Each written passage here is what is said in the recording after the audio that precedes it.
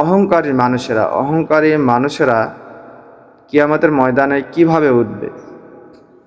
আল্লাহ রাসূল সাল্লাল্লাহু আলাইহি সাল্লাম বলছেন, তোমরা যদি দুনিয়াতে কোনো পিঁপড়ার পাল দেখো, পিপীলিকার পাল দেখো, তারা কিভাবে লাইন ধরে যায় বা কিভাবে দলবদ্ধ থাকে, সেই রকম অহংকারী মানুষদেরকে কিয়ামতের ময়দানে সেরকম উঠিতে হবে।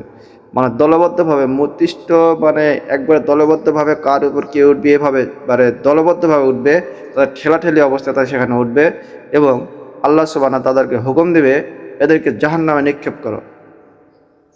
আল্লাহ সুবহানাহু তাআলা বলছেন, দুইটা জিনিস আমার কাছে সবচেয়ে নিকৃষ্ট, কেউ যদি অহংকার করে সে আমার ইজ্জতে আমার গায়ের চাদর নিয়ে টানাটানি করলো।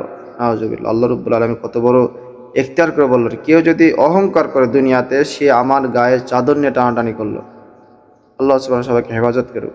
সেই দিন সেই মানুষগুলোকে জাহান্নামে টেনে হিঁচড়ে ফেরেশতারা নিয়ে যাবে এবং জাহান্নামে একটা কয়েদখানা আছে, যেটা জাহান্নামের নিকৃষ্ট কয়েদখানা, যা সেই কয়েদখানার নাম হলো বুশ। এই বুশ নামে কয়েদখানা তাদেরকে নিয়ে যাওয়া হবে। সেখানে তাদেরকে আবদ্ধ করা হবে। এই জাহান্নামে এত আগুন, সমস্ত জাহান্নামের চাইতে এর আগুন এত উৎপীড়িত আগুন, এত শক্তিশালী আগুন, মানুষকে কালো অন্ধকারের মতো আগুনের মতো ফেলানো হবে। মানুষ পুড়ে কালো আঙ্গার হয়ে যাবে, কিন্তু তারা মৃত্যু স্বাদ কখনো গ্রহণ করবে না। আবার তারা জীবিত হবে, তখন তারা তৃষ্ণায় তারা চিৎকার করতে থাকবে। তখন তাদেরকে মানুষের রক্ত, যে রক্ত খেতে দেওয়া হবে, পুষ খেতে দেওয়া হবে এবং নিকৃষ্ট জাক্কম ফল তাদেরকে খেতে দেওয়া হবে। তারা গলায় লাগা চিৎকার করতে থাকবে। এবং আল্লাহ নবী সাল্লাল্লাহু আলাইহি সাল্লাম বলেছেন, সেদিন মানুষ চিৎকার করে থাকবে। নবী আলাইহিস সালাম বলেছেন, যদি জাহান্নামের এই জাক্কম ফলের এই তিতা যদি দুনিয়ার বুকে এক ফোঁটা পড়তো, দুনিয়ার সমস্ত ফসলের সব স্বাদ নষ্ট হয়ে যেত।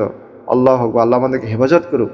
এই জাহান্নামের এই কয়েদখানাকে, জাহান্নামের বুশ কয়েদখানাকে আমাদেরকে হেফাজত করুক এবং দুনিয়া অহংকারী থেকে আমাদেরকে হেফাজত করুক, দুনিয়ার সমস্ত দলাদলি থেকে হেফাজত করুক। আল্লাহ সবার দিনে ইসলাম পথে চলা তৌফিক দান করে। এমন দল করবো যে দল আল্লাহ রাসূল পছন্দ করে, কোনো চাঁদাবাজি দল করতে রাজি নাই। সবাইকে বোঝার তৌফিক দান করুক। ওয়া আখিরু দাওয়ানা আলহামদুলিল্লাহি রাব্বিল আলামিন।